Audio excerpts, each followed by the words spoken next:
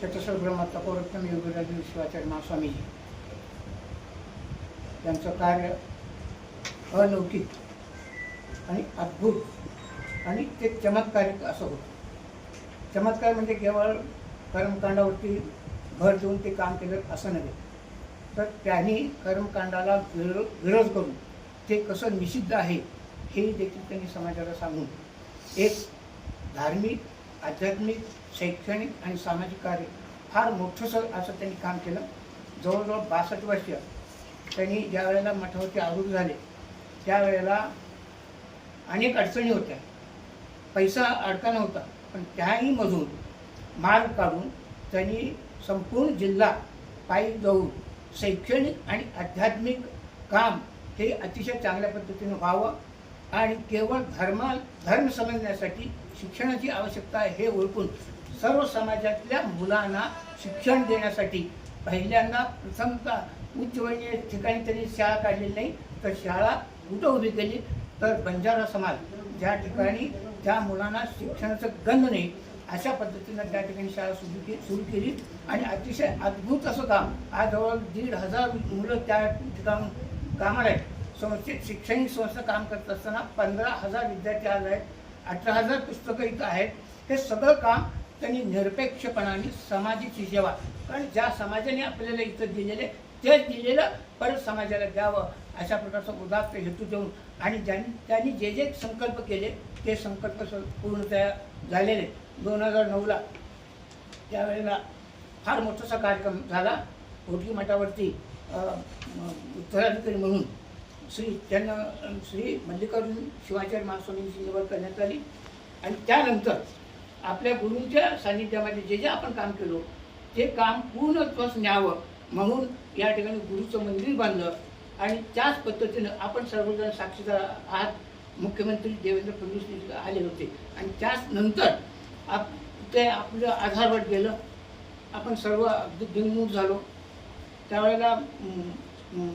विद्यमान त्यावेळचे मताध्यक्ष मल्लिकार्जुन शिवाचार्य महास्वामीजी आणि अनेक शिवाचार्य आणि आपण सर्वजण दिंगमूढ झालो, हतबल झालो, आधारवट गेला। मग महास्वामीजी त्यावेळेला अतिशय काय करावं काय करू नये अशा द्विधामय स्थितीत होते आणि त्यावेळेला सर्व शिवाचार्यगण आले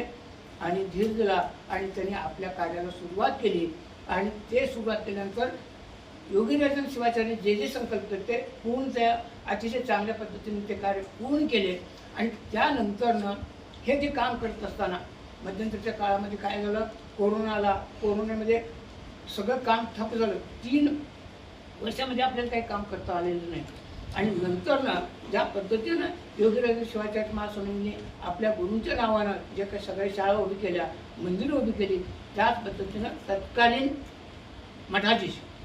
श्री मल्लिकार्जुन शिवाचार्य महास्वामींनी आपल्या गुरूंचं देखील मठ व्हावं, मंदिर व्हावं आणि त्या पद्धतीने अतिशय चांगल्या पद्धतीनं काम करावं असं एक संकल्प सोडला। पण दुर्दैवानं असे अनेक अडचणी आल्या आणि आज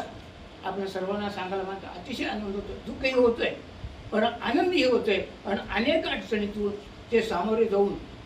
सगळ्या भक्तगणांच्या आणि शिवाचार्यांच्या माध्यमातून जगद्गुरूंच्या सहकार्यानं हे आता होटी गावामध्ये तपोरत्नम योगीराजेंद्र शिवाचार्य महास्वामीजींचं शिला मंदिर अतिशय सुंदर आणि भव्य झाले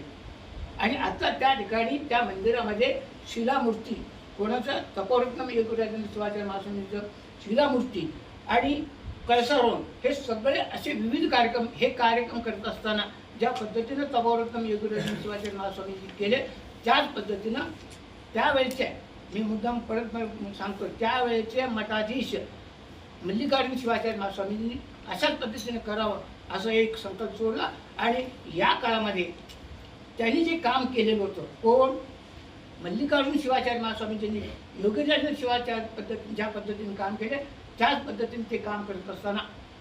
अडचणी आल्या। माझ्याही गुरुचं तिचं मंदिर व्हावं, त्या पद्धतीनं अतिशय सुंदर देखणं व्हावं अशा पद्धतीचं नियोजन करत असताना अडचणी आल्या। मी आता सांगितलं त्या पद्धतीनं अनेक अडचणीवरती सामोरे जाऊन आज आपण सर्वजण होटीला यायचं आपल्या सर्वांना मी आमंत्रित करणार आहे आणि यामध्ये अनेक कार्यक्रम धार्मिक आहे, सामाजिक आहे,